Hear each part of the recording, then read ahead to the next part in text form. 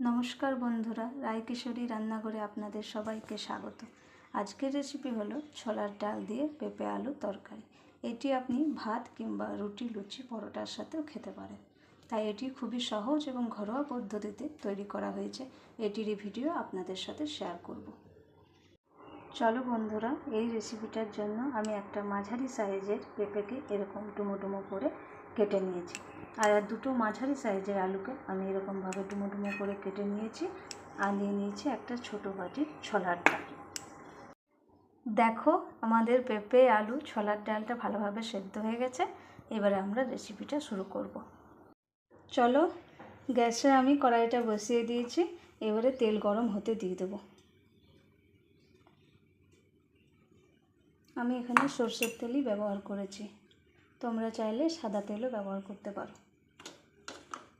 তেলটা হালকা গরম হয়ে এলে আমি দিয়ে দেবো একটা গোটা শুকনো লঙ্কা, আর দিয়ে দেবো 5 ফোড়ন।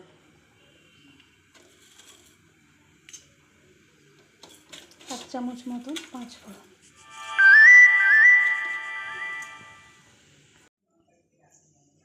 আর দিয়ে দিলাম একটু মতন হিং। হিং দিলে নিরামিষ সবজিটা খুব ভালো হয়। এইবার আমি এগুলোকে ভালো করে ভেজে নেব।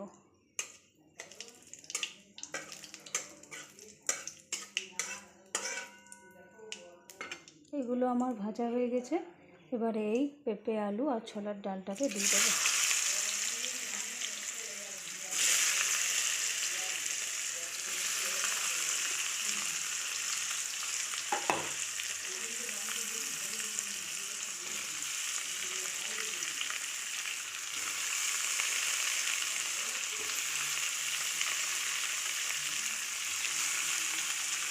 সবগুলোকে দিয়ে দিলাম ভালো করে।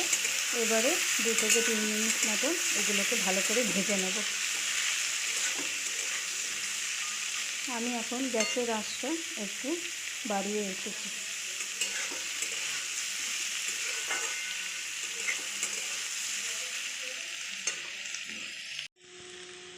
দেখুন, এটা মোটামুটি আমাদের ভাজা হয়ে এসেছে। এবারে আমরা এর মধ্যে একে একে মশলাগুলো অ্যাড করব। প্রথমেই দিয়ে দিচ্ছি 1 চামচ মতন ধনে গুঁড়ো, দিয়ে দিচ্ছি 1 চামচ মতন হলুদ, দিয়ে দিচ্ছি 1 চামচ মতন জিরে গুঁড়ো, দিয়ে দিচ্ছি 1 চামচ মতন কাশ্মীরি লঙ্কার গুঁড়ো। এটা ঝাল হবে না, এটা একটু কালারটা আসার জন্য।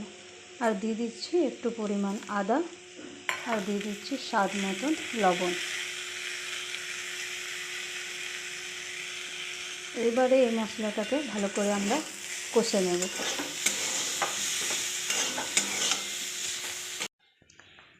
দেখুন, আমাদের রান্নাটা ভালোভাবে কষা হয়ে গেছে।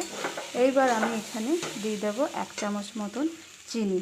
স্বাদটা ব্যালেন্স করার জন্য দিয়ে দেবো 1 চামচ মতন চিনি। আপনারা চাইলে দিতে পারেন, আবার নাও দিতে পারেন।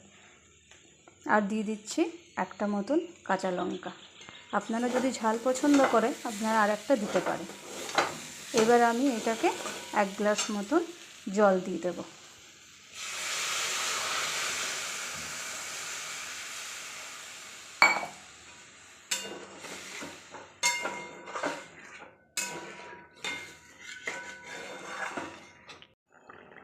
দেখুন, আমাদের এই রেসিপিটা মোটামুটি হয়ে এসেছে।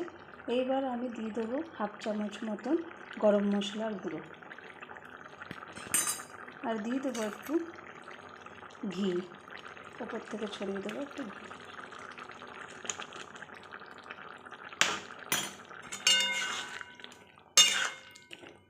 এবারে ভালো করে এটাকে মিশিয়ে দেবো।